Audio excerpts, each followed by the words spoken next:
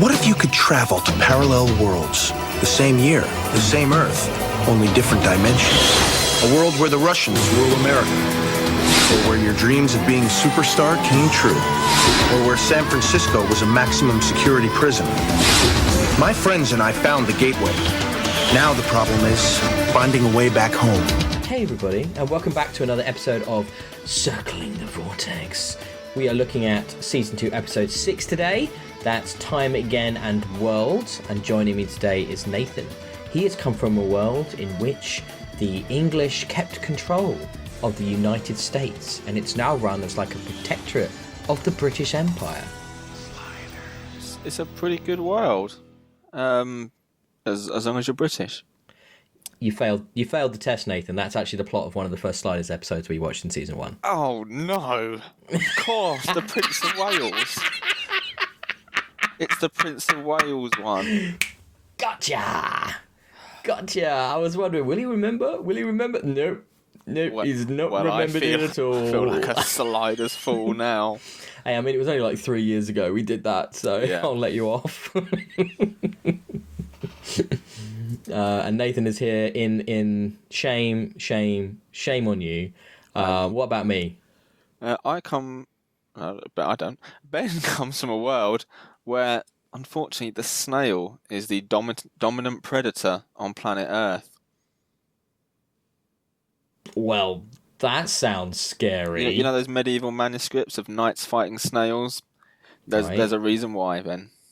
I like giant snails. Yeah, giant. Just giant snails that you have to build like. Attack on Titan, but snails. I mean, are they just as slow? Or are they quicker? Like twice as fast, which is still barely anything. My question is, does escargot still exist? Because I do like a bit of snail. Snail can be quite tasty. Well, when the hunters finally- can take one out. finally when defeat when a giant slimes snail. over the wall. This You can't build the walls high enough, Ben. They just keep on sliming. I will admit, when she says that, this does sound like a plot of a bad anime. It sounds like a very mollusks. sort of 70s B movie horror.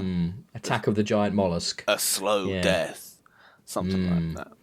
But that's actually cool. I like it's good imagery. I feel like they wouldn't be able to do it on Sliders though, purely because the budget would not go anywhere near close enough for the special effects required for a giant snail.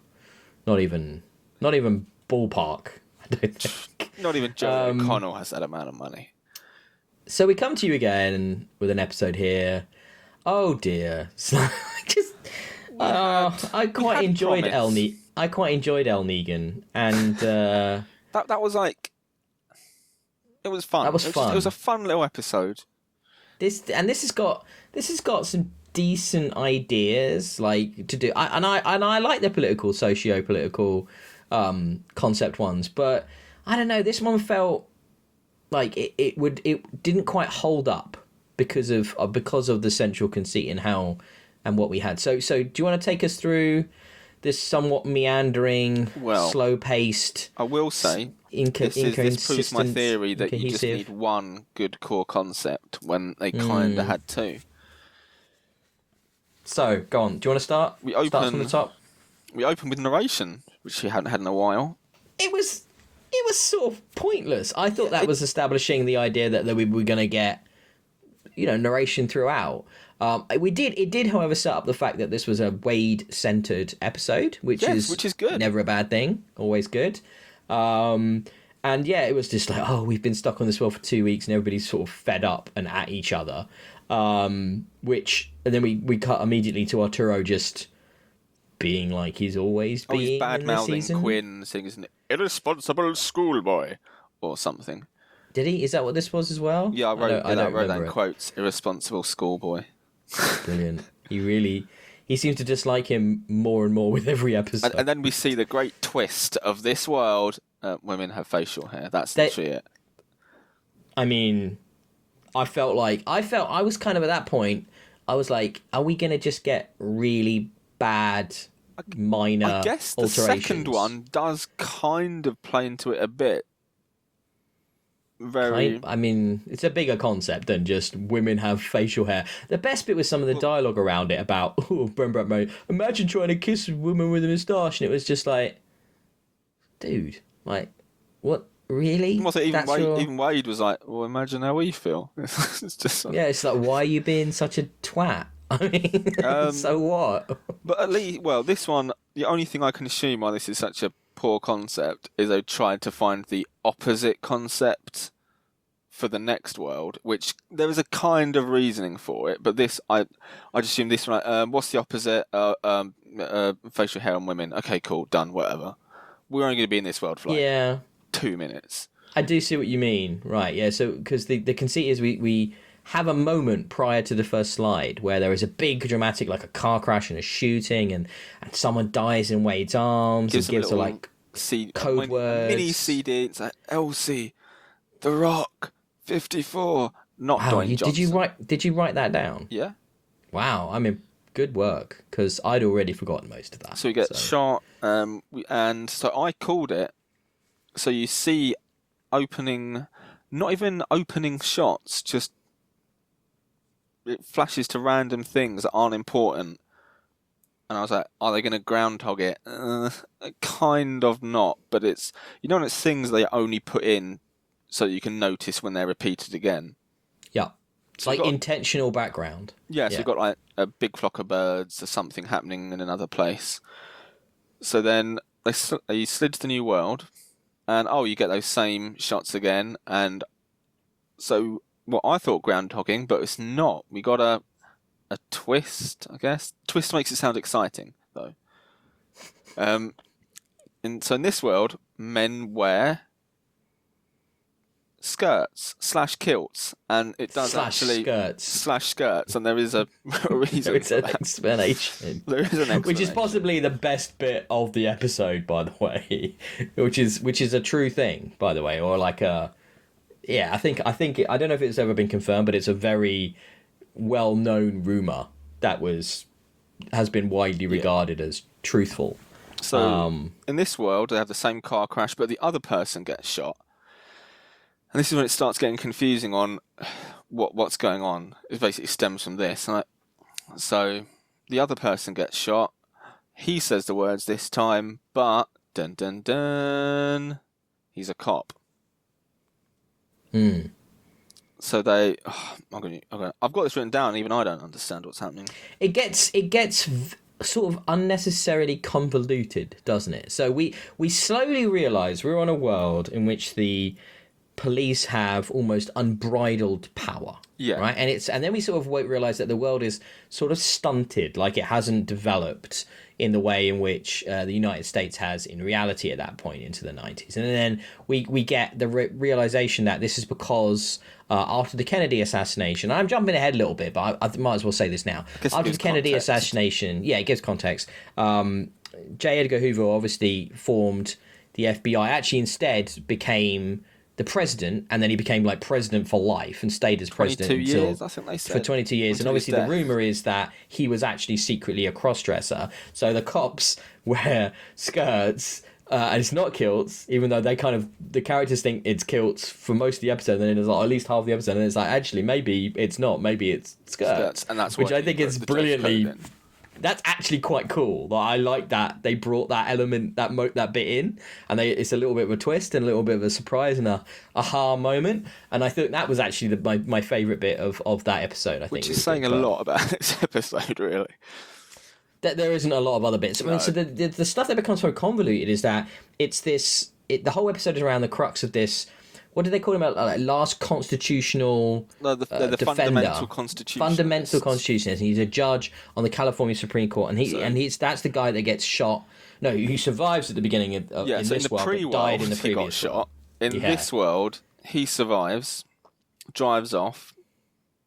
Wade feels bad because the cops died, so they get questioned. They go off to the hotel. Hotel guy is an agent that we later found is a double agent, dobs them in. Two people, you think I'm going through this, but this is almost at the speed it happens. Arturo insults the Scottish. Two people burst in, say, just forget you witnessed whatever happened, the police are going to show you some I'm shots. Still not sure I understand who they are. They're police who are on the other side, but it's never really mentioned.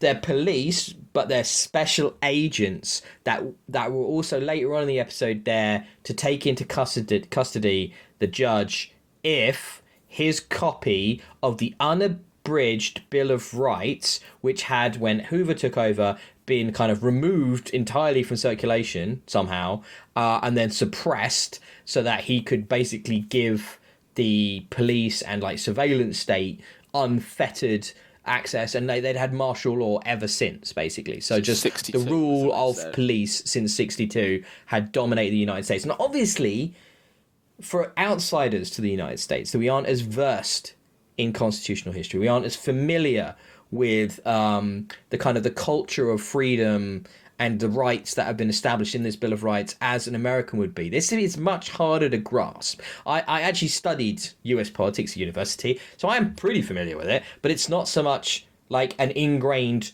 cultural touchstone for me. Therefore, I don't like resonate with this, I guess, as easy as like maybe a US viewer could. But it's also, so therefore it feels like it's written in shorthand, the whole episode. Like, they don't really detail stuff enough because they just expect people to get it. And so it just kind of just flies along. And then there's so many like, oh, this person's a double agent of this person's there. And then there's the pirate radio and they're going to broadcast it. And there's Colhoun over the internet, and we're going to get it out there. And then people want to... The bit that I had... The bit I really didn't get was in 30 odd years, that's all it would have been, this document, these very important documents to do with the Constitution and the Bill of Rights, suppressed so successfully that it was to the point of this was the last remaining sort of evidence of that document. Now, we obviously saw historically that has happened. You know, you go back to World War II and stuff, and you know that the suppression of information and the control of the populace through propaganda is achievable. And like, you know, the mass destruction of texts is achievable. However, I don't know, it's just like you'd still have people with it in living memory. So how you can make them just... It's I guess America. You'd think they get there'd be arrested. some people in another country who have some knowledge of it, or in a history book somewhere. But as we just know, information does spread on the internet in an amazing graphic. Right at the end of the episode, best graphic ever. I guess it's possible. I mean, it just took a bit of a leap for me, especially as you've got characters right at the end, right? Who finally see the Bill of Rights like left on the computer that they were using to look at it before, like, you know, giving over the floppy, but the CD-ROM. But obviously, it's going to be disseminated because Wade set it to do that or something. It's sort of implied. But they look reading it, and they look older. Especially one of those characters looks older. Like, I mean, so there's no recognition though. This was 96. This episode. Mm-hmm. So it's only 34 years after this was meant to happen. If you were in your 40s, if you were in your 40s, you would have been taught this in school by that point, right? In kindergarten, they would have at least touch upon some of the concepts, right? So, and in your 50s, you've been taught it at high school. So there's loads of people that are going to be about that know about this. So I guess the thing that would lead towards it being a plausible suppression would be the idea that these police having such... aspect. Yes, the martial law aspect. You're too afraid to... Yeah, and also unfettered police control, which means one mention of it, you know, they mention the secret police at one point, you know, you're whisked away... re-education camp or whatever, or just killed. Shouts out, "I'm not secret police!" In front of policemen. In front of police. Right. Brilliant, Arturo. Classics. He is such a bore.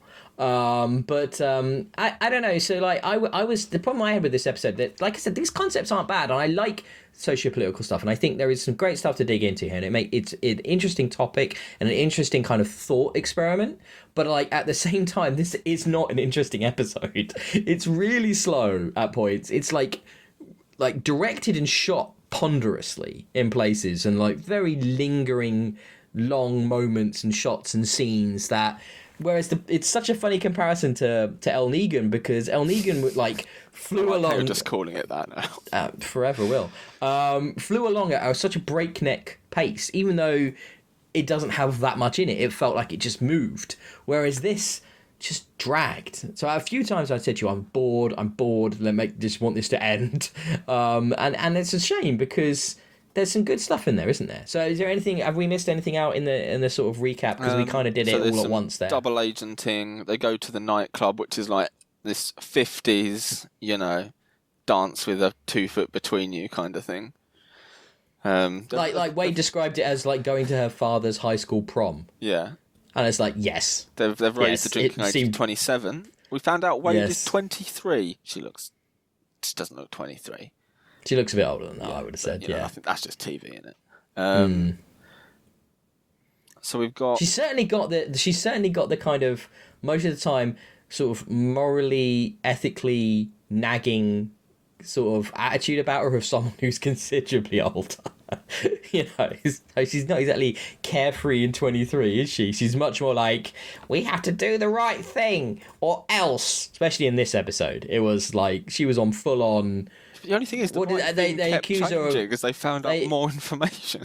Oh, it was but I lost track of it. It didn't engage me enough to really invest and follow it. And then at the same time, it was so convoluted and messy that it isn't really clear what's happening. And the judge has a daughter, and there's like an obligatory bad shootout. I was going to say a bit of not even romance at the end, where she's like, "Oh, do you have to go, Quinn, or will I ever see you again?" It's like, well, that was out of nowhere. And it was just like, it was so weird. It's like they literally said half a dozen words to each other at that point. Like they've barely ever spoken or even shared a scene, and she's just thirsting. Most he said to her is, "Give me the keys," and then she fell in his lap. Well, she was keen, no doubt. But I'm not sure where it came from. Maybe this suppressed world meant there wasn't a lot of romance options. Maybe it was like, I gotta take what you get. I wonder if they'd taken a little bit less of the double cross aspect. They could have explored it a bit more, sort of at the start when the person gets killed. If they'd just kept it as the judge again, and then followed it through. Help me out? What was 54? The Rock 54. What was that? Oh, because I'm not sure I know. At one point they're guessing it's a cell number. In Alcatraz, but was it that? Whose cell number? I don't know. I zoned out, Ben. Whose cell number was it? I'm not even sure that was actually. Wait, no, because she said cell 54, and the two shady-looking guys were like, "Are you what did he call them? Skirt boys or something like that? Skirters." Right, something like that, yeah. Basically with a straight face, which, to be honest, means he was probably the best actor in it. Somehow delivered that without laughing. Slang. And he's like, that's when Arturo was like, "I'm not secret police." And he just goes... So what was it, Nathan? Well, because then I don't know, because he just mentions Top Hat nightclub. And she said, "We were there, it's boring." He's like, "Free pirate radio. Ask for someone. Ask for Natalie." Natalie. So Natasha. And by the sounds of it, there was someone important in cell 54. But I'm pretty sure it's never actually resolved. Maybe it will get resolved in another side, as it won't. You keep hoping. You keep hoping for some continuity between episodes. And I'm amazed you've not learnt at this point. It doesn't happen. It doesn't happen, Nathan. A man can dream, Ben. A man can keep dream. You keep dreaming. I mean, there is stuff that's coming that has some form of continuity, so I'll tell you that, but... Do we finally see what happened to the people that join at the end of episodes? And yeah, they just do they do a whole recap episode, right, where they just go back. It's a clip show. And they're like, and this is what happened to Paul and John. Aww. And this is what happened to Megan and Rachel. I was hoping we'd get one of those kind of like end of 80s film ones where they freeze frame, and the bottom it said, "Michelle went on to study politics at UCLA and lived a long and happy life. Paul slid into an ice world and was eaten by a giant polar bear." Screaming face. You can't see, but Ben was freeze framing there. So I freeze framed with a screaming face. Sometimes I forget we're not on video, like the other podcast I do. But no, I can't believe that was such an important the dying breaths of two separate people for some reason had the same dying message to give away. LC was though. Yes, we did find out who it was. The DJ. It was literally Pirate Radio space C, the DJ, not LC. But LC, yeah. We found out what The Rock, but the 54 it's going to play into another episode, Ben. I'm calling it now. Season 3, Return to Alcatraz. Let's go. We find out all these famous political dissidents are being held in Alcatraz. So one of them is probably in that cell, but again, we're just guessing here. We're just hoping maybe it's Martin Luther King or something, Jr. Yeah, because he's being held there. Well, they mention him as one of the people in there. Yeah. So maybe I'll see if there's a Sliders wiki with like a Cell 54 theory page. Something that's interesting for me is, right, so you've suppressed everything so much from the early 60s. So all like I guess like what's interesting to me is that the episode doesn't go into anything to do with either women's rights or minorities' rights. Oh, because none of that really would have progressed. Rock and roll. Rock and roll's didn't happen. Didn't happen, but Kurt Cobain has a Christmas album. Yeah, because I get the impression he's like a crooner in the same way as Donny Osmond was, because that's who he also mentions in that scene. So it was like, I think that was kind of it. Can you imagine Kurt Cobain as the clean-cut crooner? I mean, that's a horror, isn't it? I mean, that's horror. But yeah, you think about all the stuff, because it doesn't touch on any of that. And don't get me wrong, Sliders has done that, right? So they're not afraid to go there and talk race and talk gender. But it's weird, because if you think if all those civil liberty movements were suppressed and weren't able to happen through the 60s. Also, like, what happened with, Vietnam, and I wonder, there's no ramification to that, and there's loads of little elements that they could have touched on, and the difference having Hoover could have made. I just think there must have been one bright spark in the writing room who thought, if we put all these in the episode as well, it's going to be awful. Yes, probably. But it was already not great. So why not just make it, just try it. Yeah, just keep chucking it at it, Like 5 minutes to deal with each core concept. Although, one bit you did mention that I've thought of, they've said, obviously it's all been suppressed, but there's free thinkers in the prison, which is open to the public. It's the second biggest tourist attraction in the US after Hoover's tomb. Which seems like... Sure. I'm assuming that was a bit of like a Lenin parallel. But then in Soviet Russia, they didn't have all their free-thinking dissidents in the free-to-visit gulag. No, usually they're in you keep them hidden away where they can't Siberia. Spread their ideas. Not in a prison that is open to the public. Does seem like a smarter move if you want to suppress free thinking. Yes, it does. That's fair. I mean, the idea that, I guess, well, you have mentioned earlier on, there's a scene, isn't it, where she's given the information to police and they're like, well, I bet you with all this information you've given us, the higher-ups will get you a ticket to see the electrocution of the judge live and in person kind of thing. It's like, okay, nice, fun. Can't wait to do that. Maybe that's what they mean by open to the public. You can go in and watch executions. Well, old school entertainment. At least they're not shooting people for breaking curfew. That's. I mean, we do have some. Like, I think they, even if you're not going to do gender and you're not going to do race, if we're going to live in a police state with martial law, we do see them rounding up some people. We don't really see any brutality, though, do we? You don't really see much in the way of the police massively overstepping their moral They burst position. into the nightclub and just fire a bit at some people, shoot in the air a bit. Well, not at people in the air. They don't really shoot anyone, I didn't think, in that scene. It was a very, very friendly police raid, seeing as I don't think anyone got shot. Especially as clearly that is an illegal activity that they're all undertaking in that club. That is an illegal. The police burst in with MP5s and just kind of don't do anything. Yes. There's also that slightly awkward moment when we do find out about Hoover's cross-dressing, in which they all kind of laugh and mock the idea of a man wearing a dress or a skirt, and it's like, I think you said, oh, that's aged well. Oh, was a little bit. Wouldn't get that now, would we? 15 years ago. Other things that age things interestingly for me in that was throughout this episode there were just incidental background characters smoking.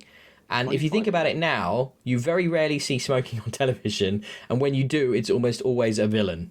or in a film, it's like a bad guy. You'd never see an incidental character or a hero character smoking. And we got El Negan doing some smoking. Oh yeah, but he was the villain, so he was the bad guy. So you expect that. But the fact that we just saw people in the bar, it was really creepy. It was really weird. I couldn't stop. There was this woman smoking at a bar, and another woman, the waitress is like, the bar lady is like serving her, and she just blows the smoke right in her face. it was the 90s, And I was 25 just like, years ago, not 15. I was just maths wrong, but yeah, did. You can tell it's just a bit weird. Not of its. You can also tell how bored I was because I was noticing things like that and not really paying attention to what the characters were saying or the plot, because I was just like, I don't. This isn't working for me. It's not deep enough or broad enough. It's just confusing and convoluted, and I think we all lost a bit of interest in that episode. sad. And I also feel like, do you know what I feel like, Nate? Where we're at with this season, we've lost a lot of the fun.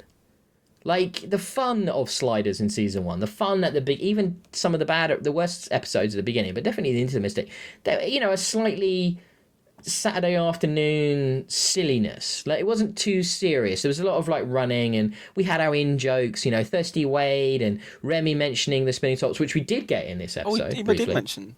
And then, Gatewatch, and all of that's just sort of stopped. And it just feels in general like the tone of it has become more dour, doesn't it? Like, it has landed once. What do you mean? What do you mean? Love Gods was a good dour episode. Yeah.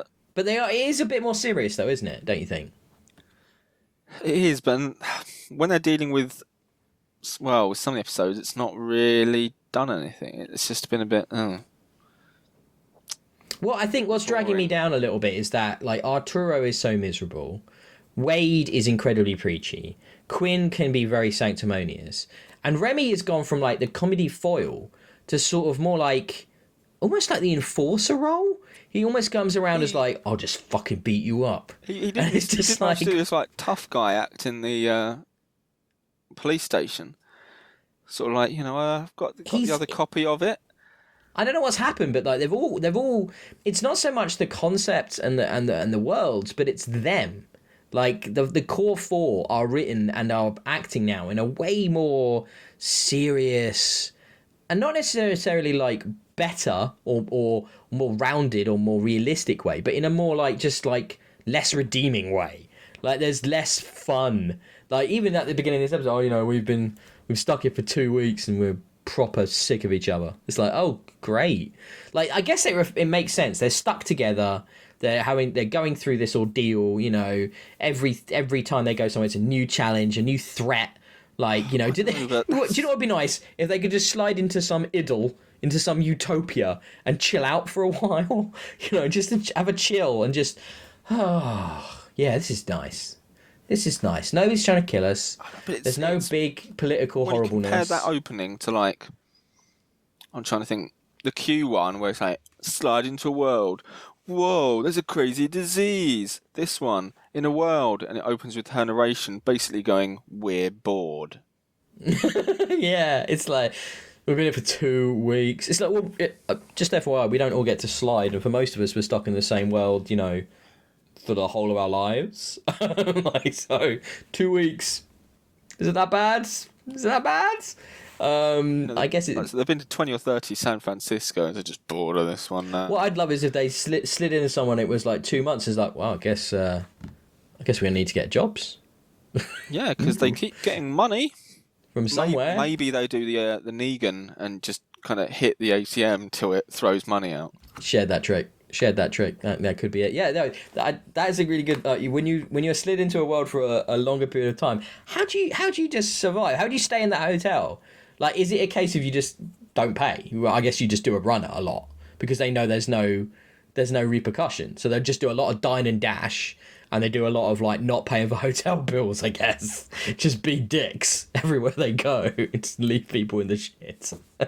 I think they've actually said that they do that with the hotel bill. I'm pretty sure that's come up where it's like they just leave, don't they? So yeah, it sucks. It sucks for that guy who was a double, triple, quadruple agent in this episode. So that must mean, because there are alternate Quinns in some of these worlds, loads of them must be just arrested straight after the events of the episode for not paying for things. Do you know what?